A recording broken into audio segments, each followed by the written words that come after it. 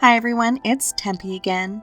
This is a one-shot that I've broken into 7 parts that is about Izuku, who has a shape-shifting quirk and he gets stuck. Eventually Aizawa finds him. It does briefly mention about parental death, so if that bothers you, please don't listen to this. Please go check out Griffin Rose's other works or the original work, which is linked in the description below. Alright, that's everything, so let's get started. Cat Days Remix by Griffin Rose.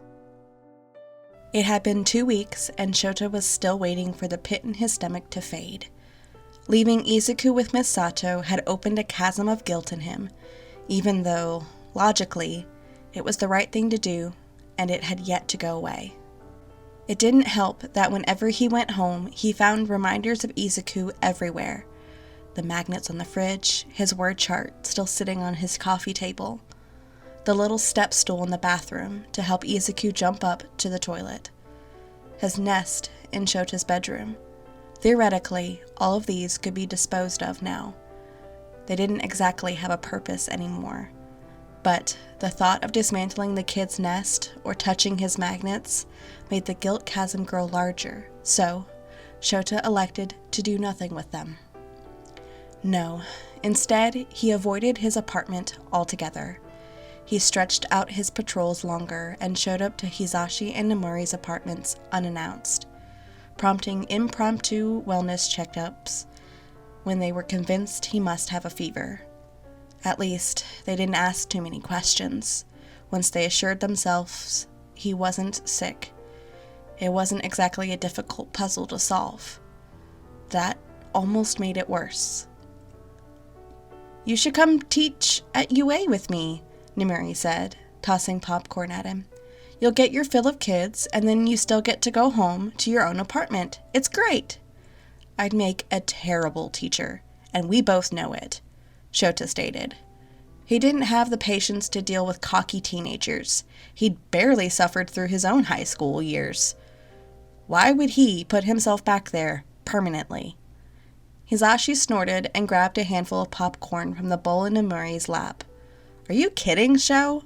This would be your chance to tell everyone what to do. And UA is loose with the curriculum. You could literally teach however you wanted." If he were to become a teacher, that would be the ideal way to go. It's a moot point. I don't even have a teaching license. Nomori waved her hand. They're easy to get. UA sponsors the heroes they want to hire as teachers. You spend a year shadowing one of us, and then we let you loose on your own class. This is a terrible idea. Why are we still talking about it? Because with a second job, you could afford a bigger apartment, Nomori said, teasing grin disappearing. "One with a second bedroom to house the kid you're mourning?" "I am not mourning," Shota insisted. "I'm too young to adopt a kid, and I'd be a terrible teacher. Can we drop this now?" His traitorous best friends shared a look, but agreed to drop it for the moment. Shota had a feeling he hadn't heard the last of it, though. Still, they were able to start the movie, and Shota foolishly let himself relax. It was one that Hisashi knew well and kept quoting as they watched, which had Nomori constantly throwing popcorn at him because she hated when people talked during movies. It felt like old times, and Shota could almost imagine the chasm in his gut wasn't there. Then, at 9:45 at night, his phone rang. Only a handful of people even had his number, and 2 of them were in the room with him. That pretty much left his agency, so he answered as soon as he dug it out of his pocket. Eraserhead. "Oh, I'm looking for a Mr. Aizawa?" a woman asked. "It's about Izuku Midoriya." The chasm opened to swallow all of his insides. "I'm Aizawa. What's wrong?" He stood up and went to Nomori's bedroom, closing the door for some privacy. "Well, you see, I'm terribly sorry to bother you about this. I know it's late, but we've tried everything we can think of," she went on. If he could reach through the phone and shake this woman, he would. Couldn't she get to the point? What's going on? She sighed. Izuku morphed into a cat again this afternoon, and he hasn't been able to morph back. I was wondering if you had any advice for him? This afternoon? He'd been stuck as a cat for hours? Poor kid had to be freaking out. They should have called him sooner. Not that he knew how to help. Izuku had done it mostly by accident last time. Shota hadn't even been conscious. Can you put him on? Shota asked. Of course. One moment. The phone rustled on the other end, and Misato called for Izuku. He meowed in the distance, and Shota's chest ached at the familiar sound. Okay, you're on speaker next to him. Hey, kiddo, Shota said, receiving another meow in return. You really missed being a cat, huh? Izuku hissed, and Shota chuckled. Yeah, didn't think so. The good news is you figured this out before. When you finally transformed a few weeks ago, that was all you. So, I want you to think back to that moment. What were you thinking that night? He waited a few moments for Izuku to get his thoughts together. There wouldn't be a verbal answer, not like this, and he didn't even have body language to go off of to guess if the kid had it or not. Judging by the whining meow, he guessed not. I know you can do this, Shota said. Just focus. If you want to be human again, then concentrate. That seemed to do something for Izuku. There was a yelp and a clatter, and something shattered on the other end. Oh dear, putting you on the table was a terrible idea, Misato said. Shota bit back a chuckle. Shota? Izuku asked, voice small and quiet. Hey, kiddo. Good to hear your voice. Izuku sniffled. I miss you. Shota could not, for the life of him, fathom why, and it sent those pains in his chest again that he'd been trying to ignore. I miss you too, kiddo. Have you started school yet? Tomorrow, Izuku said. I don't want to go. No wonder the kid was stressed out and getting stuck in his transformations. You'll be fine. The build-up is scarier than the actual thing, I promise. They're gonna make fun of me, Izuku said. Oh, honey, Misato said. You don't know that. My last school did, Izuku said, and I wasn't as weird then. Some people like weird, Shota said. The other kids can say whatever they want, okay? It doesn't matter in the end. He'd never been worried about this kind of thing, so he wasn't sure if he had the right advice for him. But it still hurts, Izuku said. That's why I don't want to go. He probably shouldn't set a precedent like this, but he couldn't just ignore someone who was hurting, and this was the best way he knew to help. Let's make a deal, okay? A deal? Yeah. You go to school tomorrow, meet your new classmates, find out all about their quirks, okay? And then you can call me when you get home and tell me all about it. Really? Really. But you have to go to school, okay? Miss Sato won't let you have the phone if you don't go. Okay, Izuku said. I can really call you again? Yep. I can't wait to hear about your day. Okay. Deal made, Izuku was eager to get to bed and rest up for his big day. Miss Sato thanked Shota again, and they made arrangements for Shota to stop by on Sunday regardless of how tomorrow went. I haven't seen him that happy this entire time, Miss Sato said quietly. He really does care for you, you know. Again, Shota could not understand why. He was a barely functioning human. How could this kid actually like him? Either way, he'd do what he could to help Izuku settle in to his new home. It filled some of the chasm in his chest, and it wasn't like he was pulling stars from the sky by taking a few phone calls and visiting for a few hours. He ignored his friend's knowing looks when he went back out to the movie. He also graciously pretended to have no idea why he had an email from Nezu the next day. For as worried as Izuku had been about going back to school, that was how amazing it actually was. The kids in his class were all so nice. They'd been told they were getting a new classmate, so they had a banner to welcome him, and one of the kids brought in cookies for everyone during lunch. There was even a girl with a frog quirk, so Izuku acting like an animal sometimes wasn't even weird to anyone. They were already used to it. He positively gushed about his day to Shota that night on the phone. They showed him where everything was in the classroom, and at recess, everyone wanted to play with him.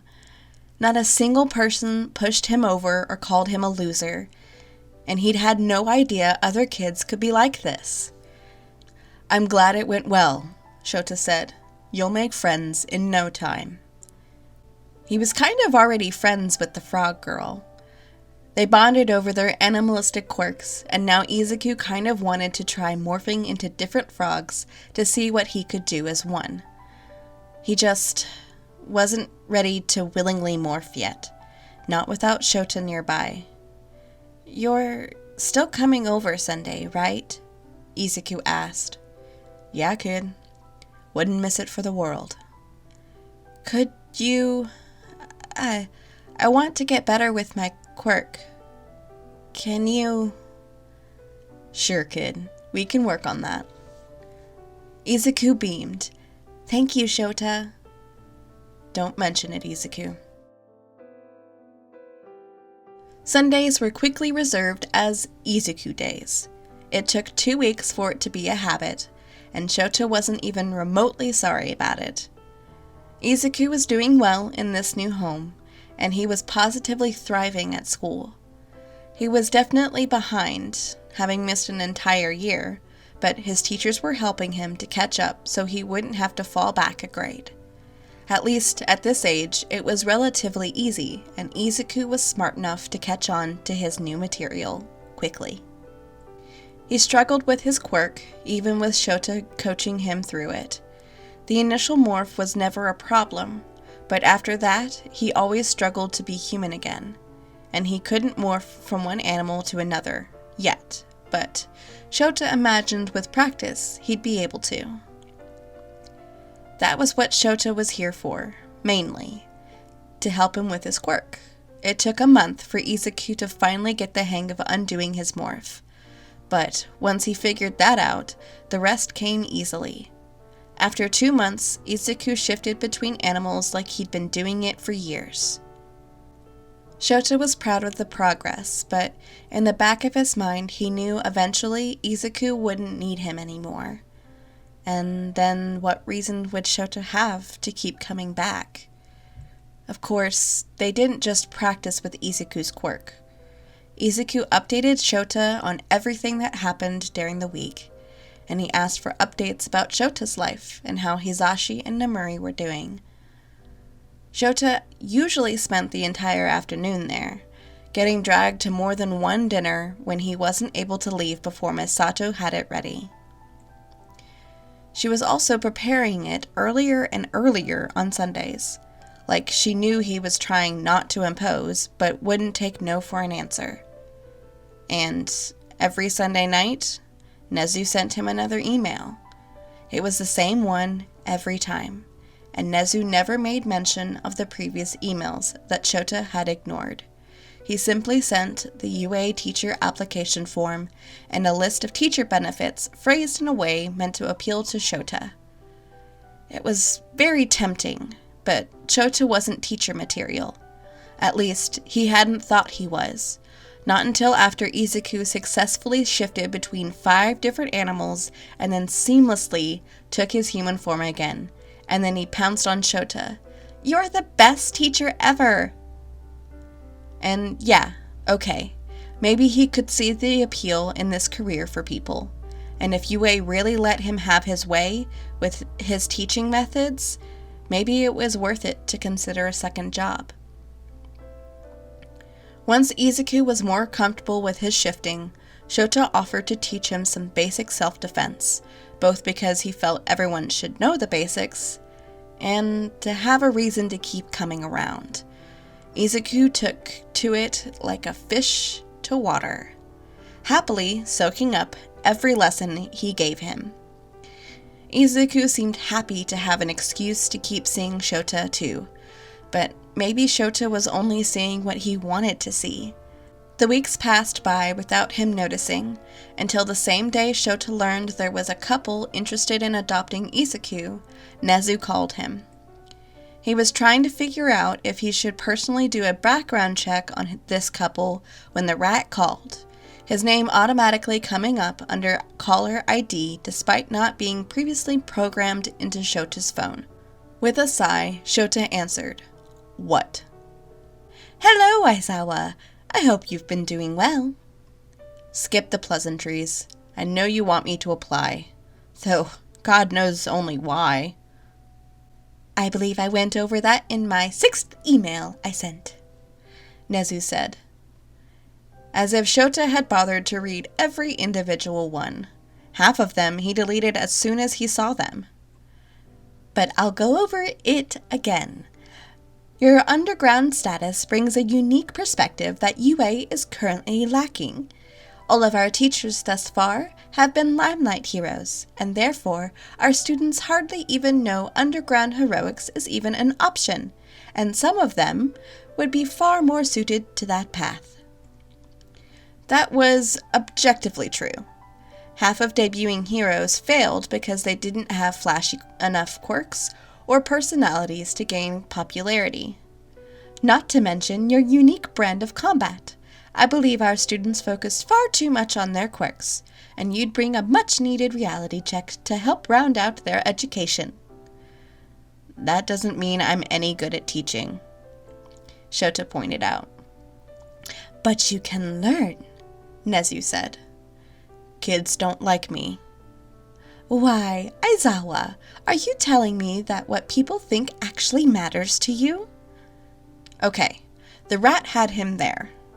I don't like kids."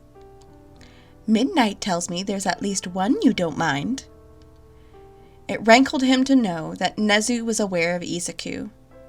"It still doesn't mean I want to be a teacher." "She also said you've been doing a wonderful job teaching Izuku already." He squeezed his phone. "Again, one kid. Not exactly a track record." "Then why don't you try it for a week? We'll see how you do. If you hate it, I won't bother you about this anymore. One of our staff is currently on bed rest, so we're in need of a substitute." This was a trap. This was, without a doubt, a trap. But Shota could survive a week, and then the little rat would leave him alone. Fine, 1 week. "Excellent! I'll see you Monday." Shota already regretted everything.